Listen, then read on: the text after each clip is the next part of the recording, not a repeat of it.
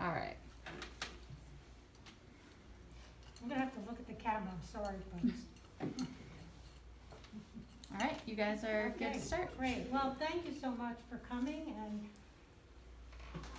I haven't seen it in a couple of years, and I'm watching, and I'm getting really pissed off all over again. So I'm like, oh my God, that was 1970, this is 2021.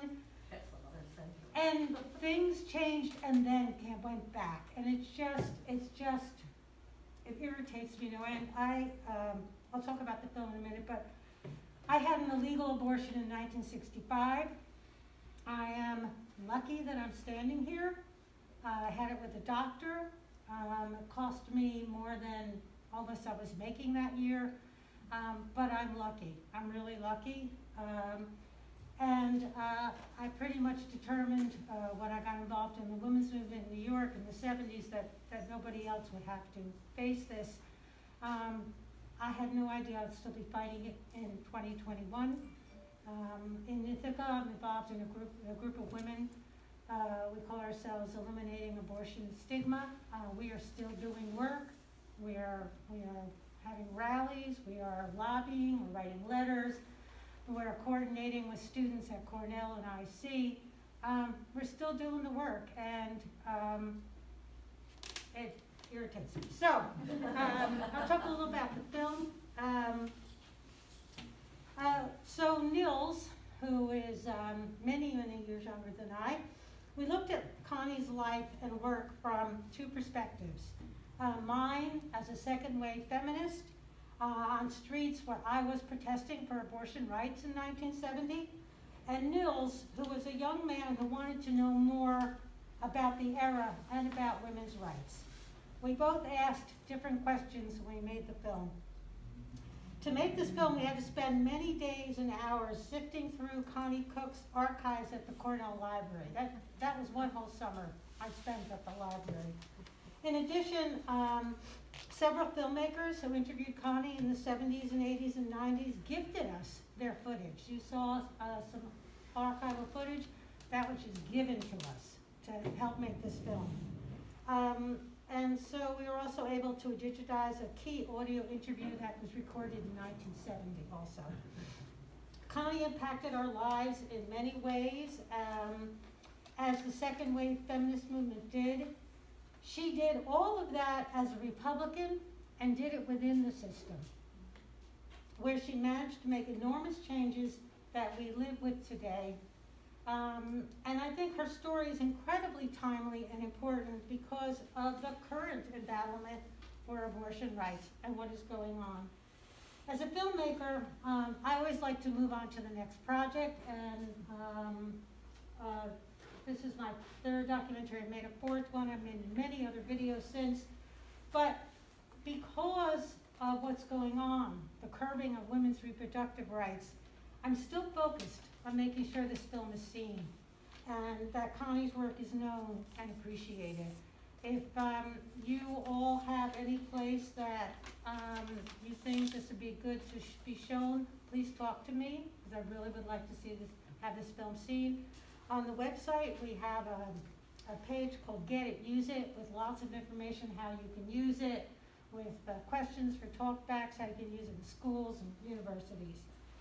On the table out front, there are brief facts about abortion in the United States right now, and a sheet that the Eliminating Abortion Stigma group has made.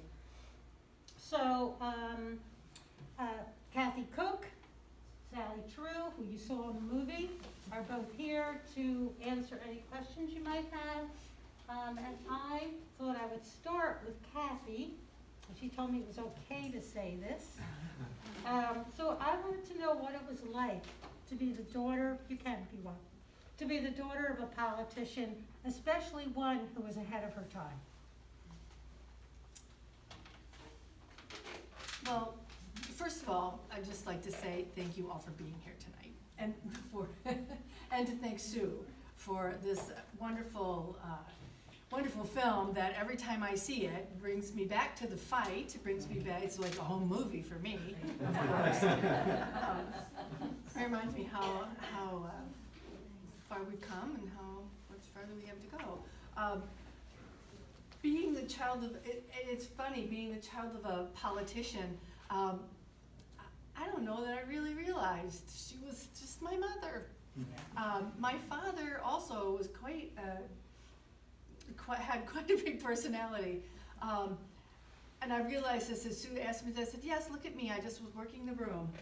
So it comes naturally for me to say hello to people, to try to make a connection, to, you know, I can hand out brochures all day long.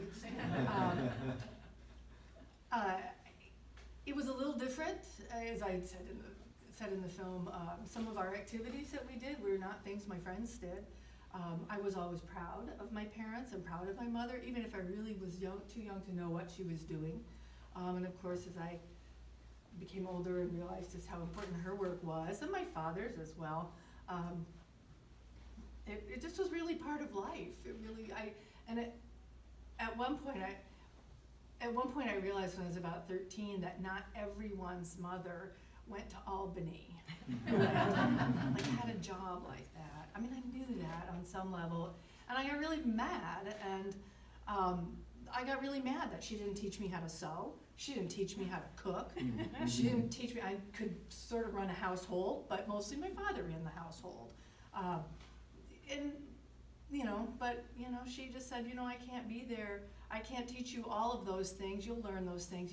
If you know how to read, you'll know how to cook. And she said, but I have a job to make laws. I make laws. And that's my job, and that's what I do when I'm not here. We always had access to her. That was another thing I was like to point out. We could call her even on the assembly floor if we needed to. So, teenager appearance, sometimes I did.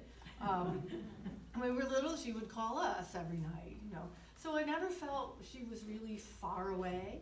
Of course, my father was there all the time. I should have another film about him, but I didn't know it was any different. And as I'm older, I realized how lucky I was and how much we were exposed to and what a good life we had, and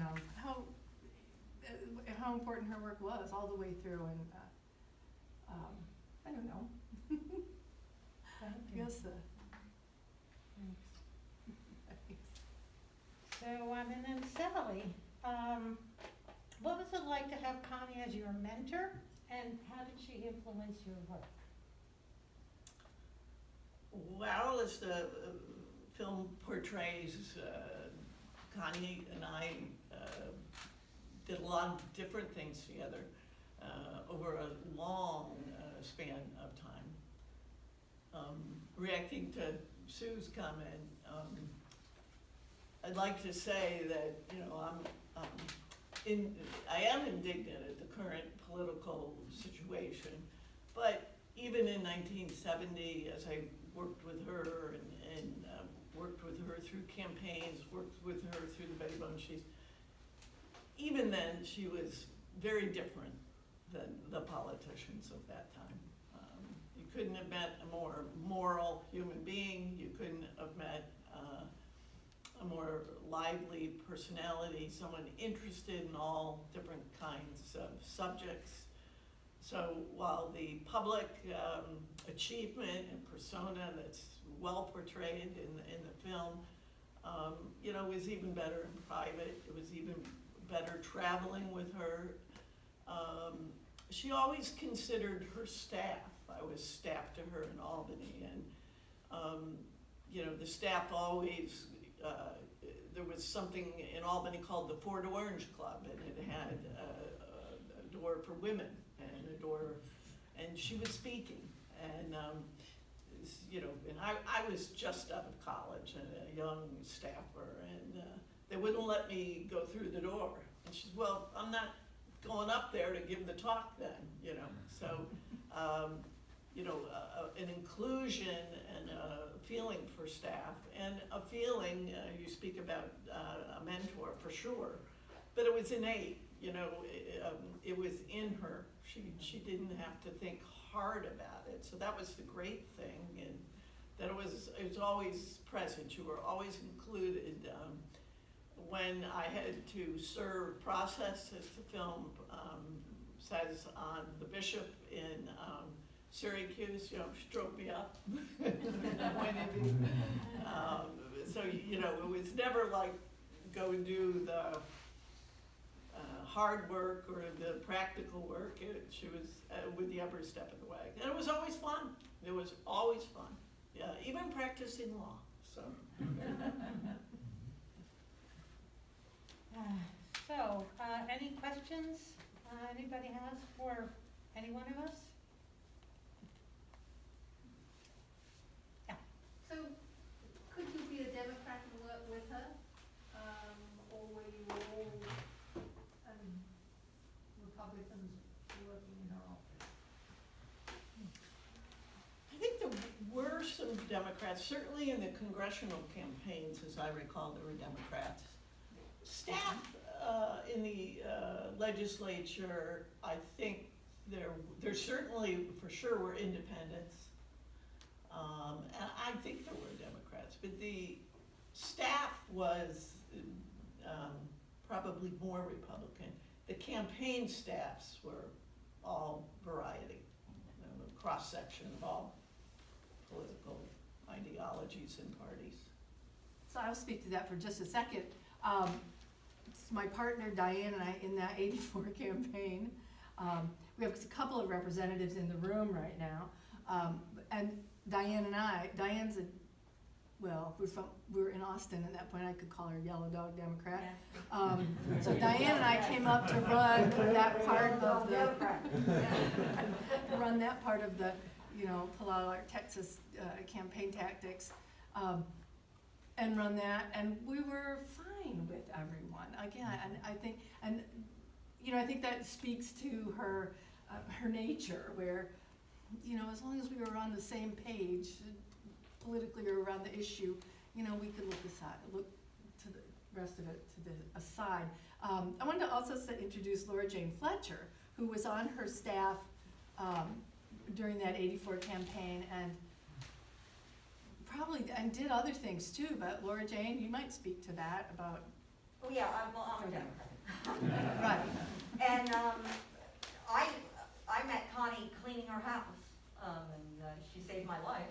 Essentially, I'm a college graduate from Ithaca College School of Music, and Al was a terrific music lover, and so therefore I was cleaning houses. I ended up cleaning Connie's. They had a baby grand in the living room, and she let me come and practice, and then I moved into the house right down the street, and lived there for several years. And we just got on a house fire. In fact, I said my two famous stories of I was on my hands and knees cleaning her bathroom when Gloria Steinem walked in, and I had my elbows up to dishwashing soap and cleaning her kitchen when Betty Friedan walked in.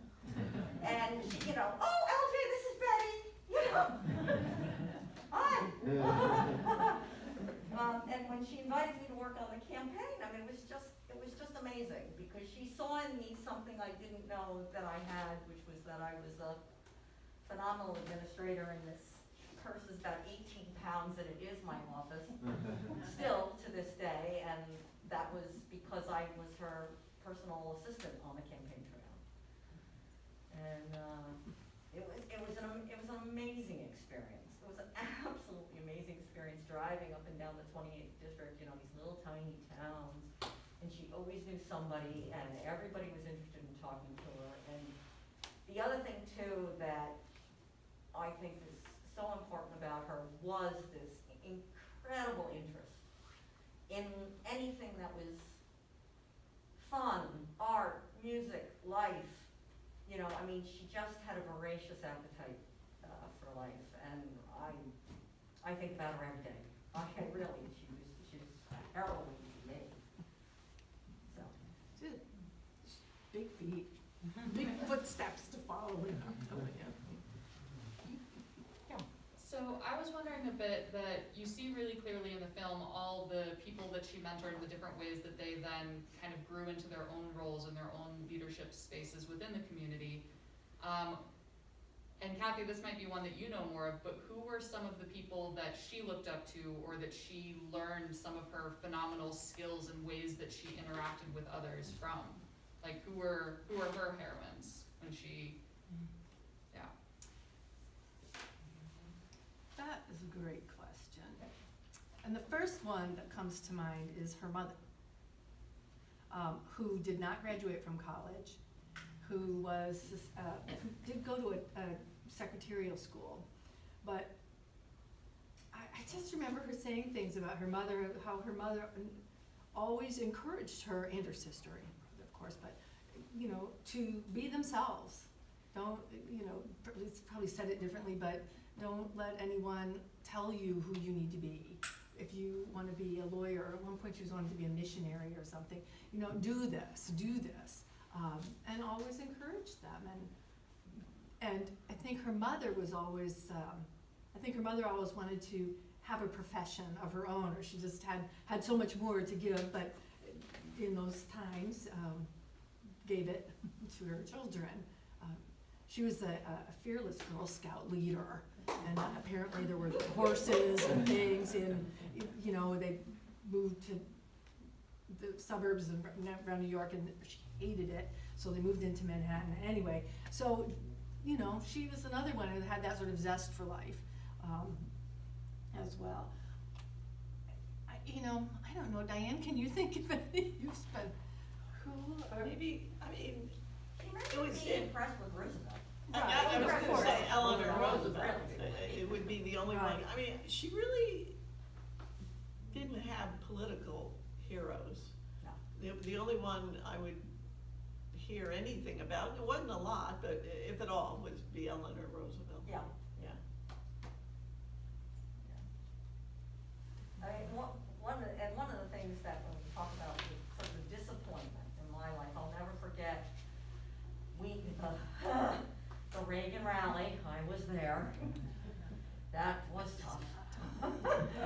And I'll never forget Diane saying, what had happened when she left the New York State Assembly, because the story she told me was that the 5 Republican chairs of the different counties that intersected the 128th, 28th, not the 128th, the It's 28th changed district, over the Matt years. McHugh's, the 28th district was, they had all gotten together, and the decision was is that they would wait until after the primary, and that they would then, as a, you know, no divide and conquer, right? As a group, then they would all endorse the Republican candidate.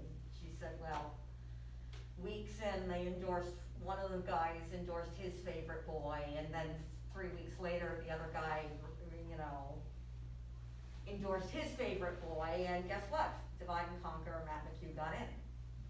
And I know that really was a big blow, and I'll never forget Diane on that night in 1984 saying, had they not screwed her over, it would have been a senatorial race that we were looking at in 1984. And I don't know when you said that, Diane, whether it was the night of the election or the night of the Reagan rally, and we were like, oh God. And I thought to myself, you know, when I got the announcement, I said, you know, had sexism not gotten into this was Jack Kennedy in the Republican Party. That's who she really was. And because she was a woman, she never got to presidential level, but she really was that caliber of a person, in my opinion.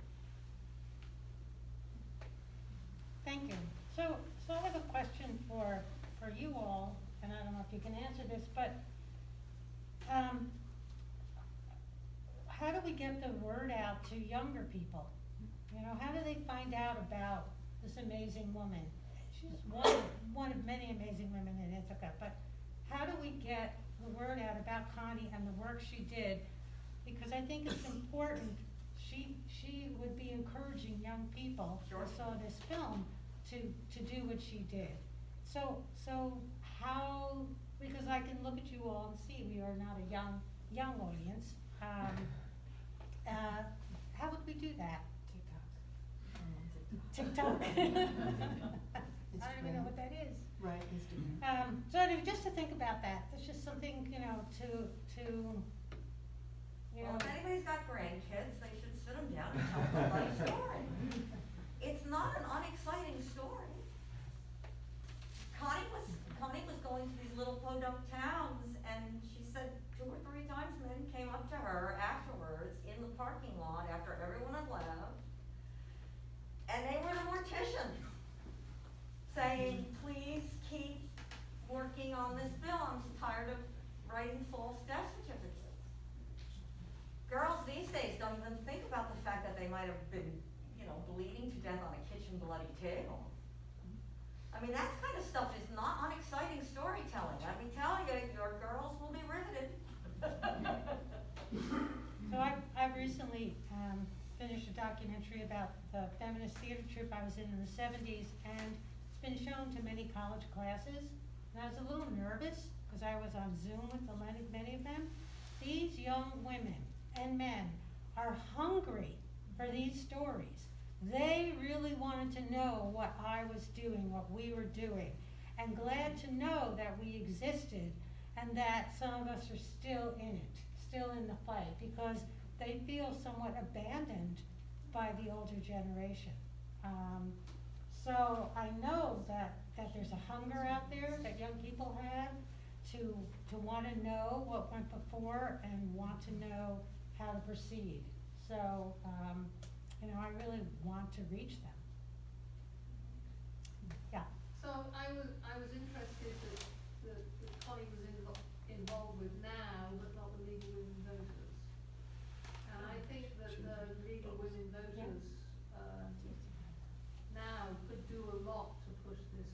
Well, so Sally and Cathy said she was involved with the League She of was. Women. You know, Very I mean, much. this film just could tell you just so much. Oh, you yeah. know? I mean, we have Her- in her lots bio, of she footage was- of Sally and lots of footage of Cathy that didn't get in there. You know, there's a lot.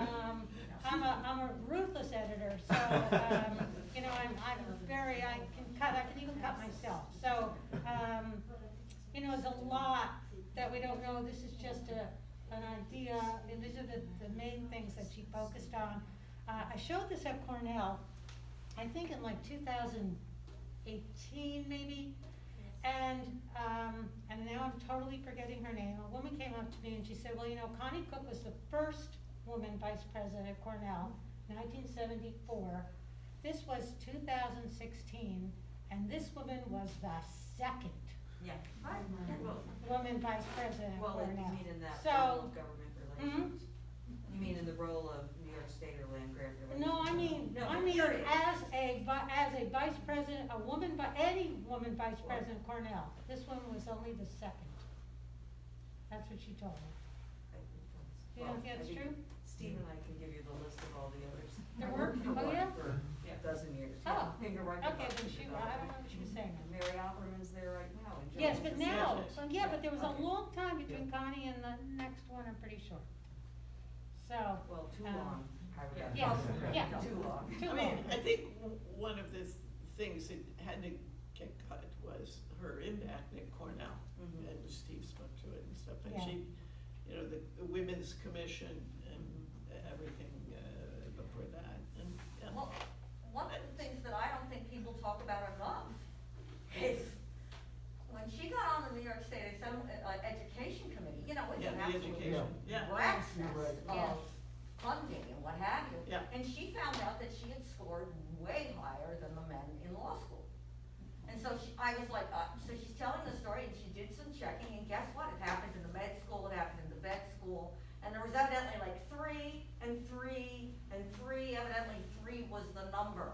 And she remembered telling me, she was, I guess they thought we needed friends, you know, when she was at Cornell Law School. But anyway, in '68, she said she found out that the standards for women for higher education were unequal. And I said, what'd you do? She said, nothing. I said, what do you mean you did nothing? What? You're my heroine, what? She said she just sat on the money until Cornell University Law School picked up and said, where's our money? And she said, well, here's the scenario.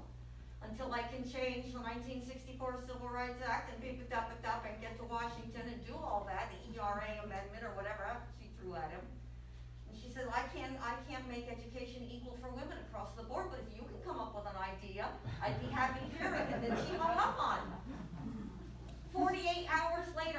1968, education was equal across the entire state of New York. I want that woman for president of the bloody United States. So Steve, we have we have footage of you too, talking some fun, really cool stories. I wanted to put them in, and this could have been a 2-3 hour film. And so Oh, absolutely. Nils and I had a lot of conversations, what stays in, what gets cut. You told some very cool stories about driving with her to Albany. Yeah? You wanna talk about it?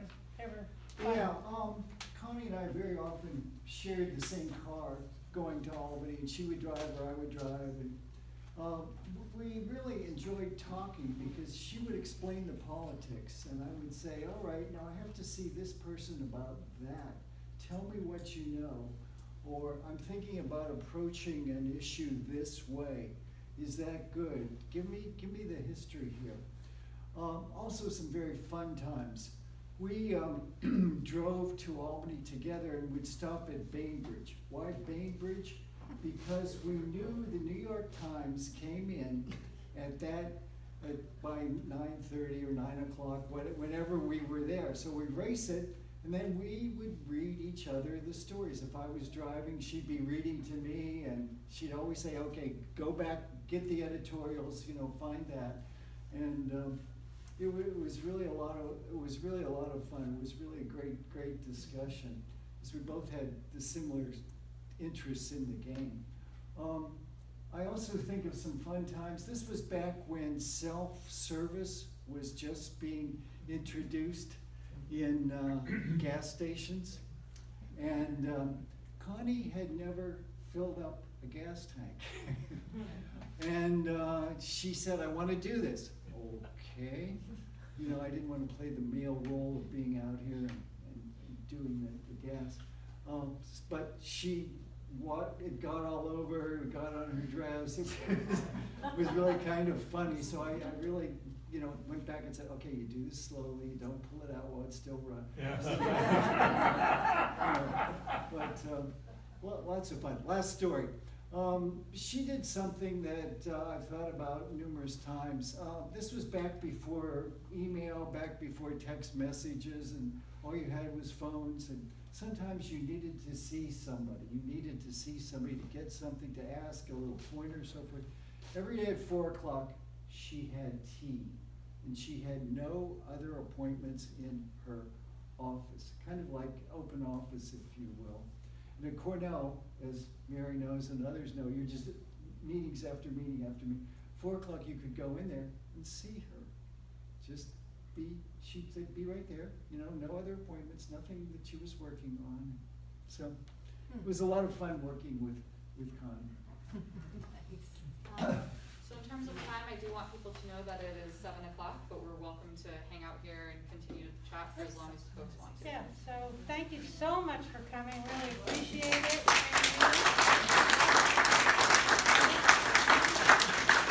And if you have ideas of how we get this out to young people, I'd love to hear them. If I don't have to do the work.